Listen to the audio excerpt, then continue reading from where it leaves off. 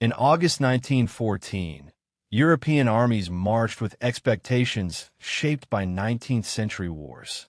German strategy relied on rapid encirclement through Belgium. French doctrine emphasized offensive spirit and swift counterattack. British forces deployed in support of the French left flank. Commanders on all sides anticipated decisive maneuver within weeks. The opening battles seemed to confirm those assumptions. Massive troop movements crossed borders. Columns advanced across fields and roads in disciplined formations. Cavalry units scouted ahead. Civilian populations watched armies pass with a mixture of fear and patriotic anticipation. But modern firepower quickly altered the character of combat. Machine guns, firing hundreds of rounds per minute, cut down advancing infantry. Heavy artillery reached targets miles beyond visual range. Rail networks delivered reinforcements at speeds previously impossible. The Battle of the Marne in September 1914 halted the German advance toward Paris. The anticipated breakthrough failed to materialize. What followed was not retreat into peace, but lateral movement. Both sides attempted to outflank each other to the north in what became known as the Race to the Sea. Each maneuver extended the line further, stretching from Switzerland to the North Sea. By late 1914, continuous defensive positions had formed across Western Europe. The war of movement had become a war of entrenchment. By the end of 1914, defensive positions along the Western Front were no longer temporary. Soldiers began digging not shallow rifle pits, but complex trench systems designed for permanence. What started as improvised shelter evolved into engineered fortifications stretching hundreds of kilometers. A typical trench network consisted of multiple lines: a front-line trench facing the enemy, support trenches several hundred meters behind, and reserve lines further to the rear. Communication trenches connected them, allowing movement of troops and supplies with limited exposure. Barbed wire was deployed extensively in front of defensive positions. Artillery observers were positioned behind the lines. Dugouts were reinforced with timber and sandbags. The logic was simple. Survival required protection from artillery and machine gun fire. The trench reduced visibility, limited mobility, and offered cover. But it also immobilized armies. Once both sides were entrenched, offensive operations became increasingly costly. The Western Front solidified into a continuous barrier of earthworks, fortifications, and artillery positions. Maneuver gave way to attrition. The environment itself became a weapon. Mud, water, cold, and disease affected soldiers as consistently as enemy fire. The structure of the battlefield had changed, and with it, the nature of the war. Industrial technology defined the balance between offense and defense on the Western Front. Machine guns, once considered supplementary weapons, became central to defensive strategy. Positioned carefully along trench lines, a small number of operators could halt large infantry assaults within minutes. Open ground became lethal terrain. Artillery proved even more decisive. By 1915, heavy guns dominated the battlefield. Shells delivered high-explosive force capable of collapsing trenches, destroying fortifications, and inflicting casualties without direct engagement. Continuous bombardments reshaped landscapes into fields of craters. Infantry units advancing across no man's land faced overlapping fields of fire. Even successful penetrations were difficult to exploit, as reinforcements could be transported rapidly by rail to threatened sectors. Technological adaptation followed. Both sides developed more effective artillery coordination, improved communication methods, and refined defensive construction. Yet the fundamental imbalance remained. Firepower favored the defender. Offensive doctrine, however, had not fully adjusted. Commanders continued to believe that concentrated attacks, properly timed and sufficiently reinforced, could break the line. The result was a cycle of preparation, bombardment, assault, and heavy casualties. The Western Front was no longer defined by rapid conquest. It was defined by the destructive capacity of modern industry. The trench system was not only a military structure, it became a living environment. Frontline soldiers rotated between forward positions, support trenches, and rest areas to the rear. Even so, exposure to danger was constant. Artillery could strike without warning. Snipers targeted visible movement. Night patrols crossed no man's land to gather intelligence or repair barbed wire. Conditions were severe. Rain transformed trenches into channels of mud. Water accumulated at the bottom, leading to infections such as trench foot. Rats fed on unburied remains. Lice spread rapidly through uniforms rarely changed. Hygiene was limited by supply and circumstance. Sleep was irregular. Bombardments often intensified at night. Anxiety accompanied silence as much as noise. Soldiers described periods of waiting interrupted by sudden violence. Communication with home became essential for morale. Letters connected frontline troops to civilian life, reinforcing both endurance and disillusionment. Despite harsh conditions, routines developed. Meals were distributed at scheduled intervals. Equipment was maintained. Repair work continued even under fire. The trench imposed discipline through necessity. It also altered perception of war. Combat was no longer defined solely by movement or maneuver. It was defined by endurance, the ability to remain under threat for extended periods. The Western Front became a test not only of strategy, but of human resilience. By 1915, military leadership on both sides recognized the strategic impasse. A static front stretching across Western Europe offered no decisive advantage. Yet abandoning offensive operations was not considered viable. Political expectations, alliance obligations, and morale demanded visible action. Large-scale offensives were planned with increasing preparation. The typical pattern involved prolonged artillery bombardment, intended to destroy enemy wire defenses and neutralize machine gun positions. Once the barrage concluded, infantry units advanced across no man's land in coordinated waves. In theory, overwhelming firepower would create a rupture in the defensive line. In practice, results were limited.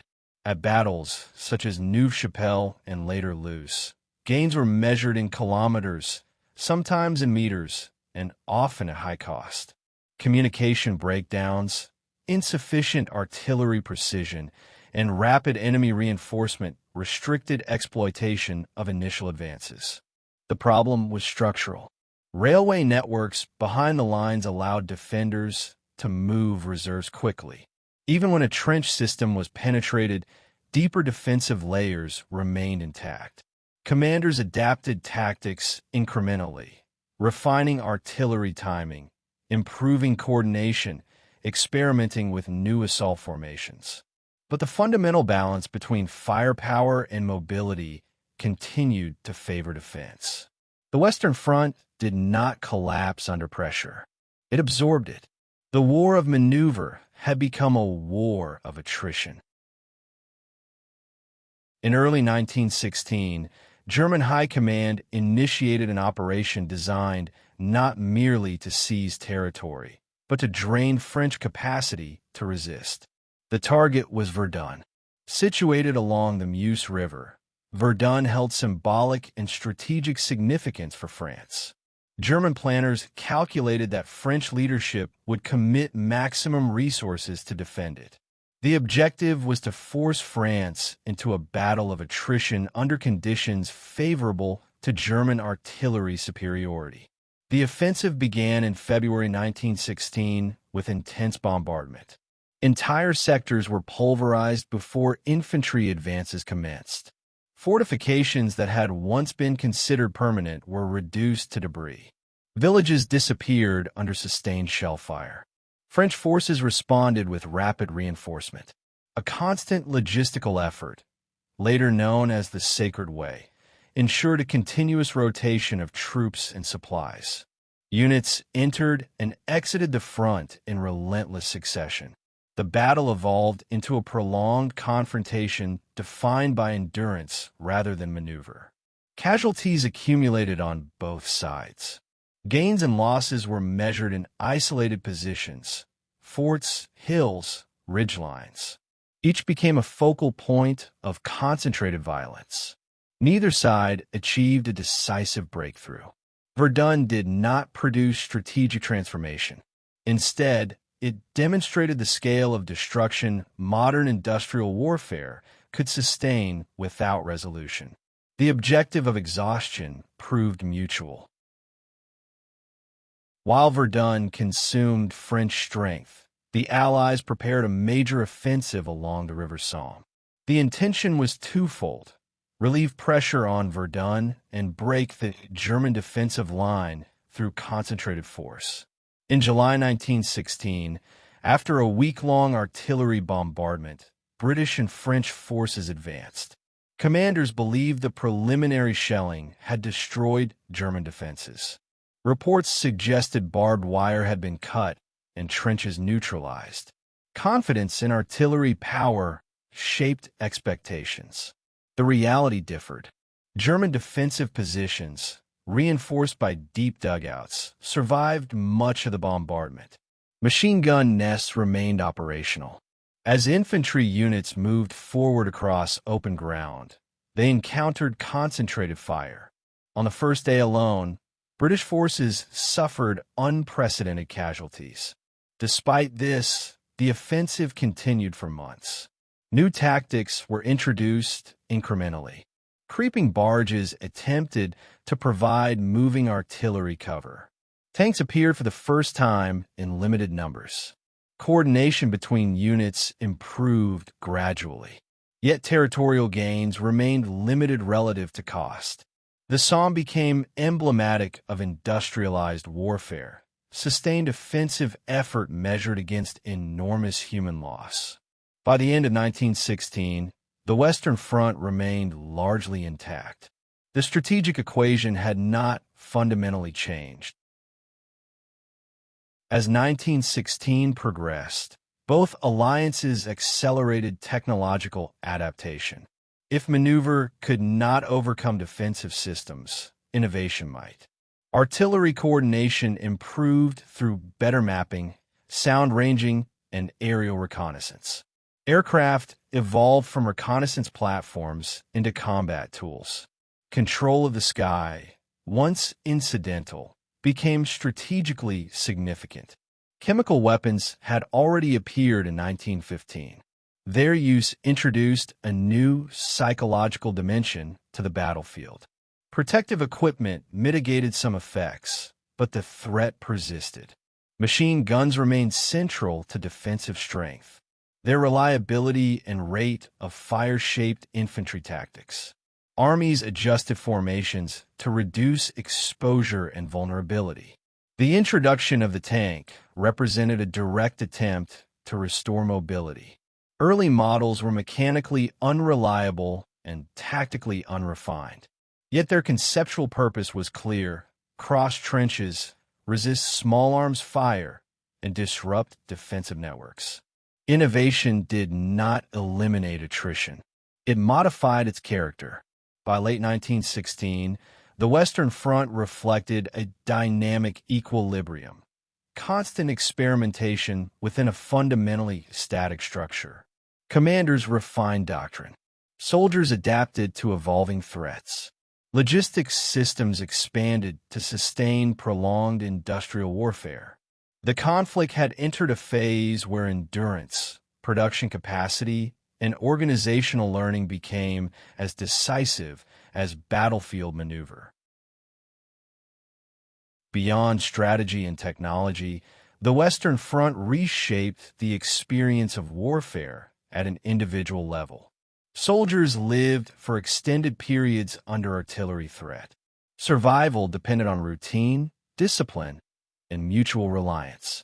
Small units formed strong internal bonds. Shared exposure to danger reinforced cohesion. Psychological strain became a defining feature. Continuous bombardment, unpredictable attack cycles, and prolonged uncertainty produced conditions later recognized as combat trauma. At the time, such reactions were often misunderstood or inadequately addressed. Medical systems expanded in response to scale. Field hospitals, evacuation chains, and surgical techniques improved significantly during the war. Survival rates for certain injuries increased compared to previous conflicts, reflecting organizational adaptation under pressure. Civilian populations were also affected. Industrial centers mobilized for total war production. Casualty reports influenced public perception. Propaganda campaigns sustained commitment, emphasizing sacrifice and necessity. The Western Front was not isolated from society. It was sustained by it. By 1917, the war had become a comprehensive national effort across Europe. Military stalemate on the front lines corresponded to economic and social strain behind them. The conflict extended beyond trenches into the structure of entire states. By the end of 1916, the Western Front had absorbed 2 years of sustained conflict. Neither alliance had achieved decisive victory. Front lines had shifted only marginally relative to the scale of mobilization. Casualties had reached levels unprecedented in European history. Strategic thinking evolved under pressure. Commanders increasingly recognized that a single breakthrough would require not only tactical success, but coordinated exploitation. Rapid reinforcement, sustained logistics, and synchronized operations across sectors. Industrial output became central. Artillery shells, rifles, vehicles, aircraft, and medical supplies were produced at expanding rates. The war effort demanded full economic mobilization. Civilian industries were redirected toward military objectives. Political stability faced strain. Extended casualties and limited visible progress tested public endurance. Governments adjusted policies to maintain unity and commitment. The Western Front remained the focal point of the conflict. Yet by 1917, broader developments would begin to reshape the war's trajectory. New participants, internal upheavals, and shifting strategic calculations. The trench system still held, but the balance of the war was not fixed.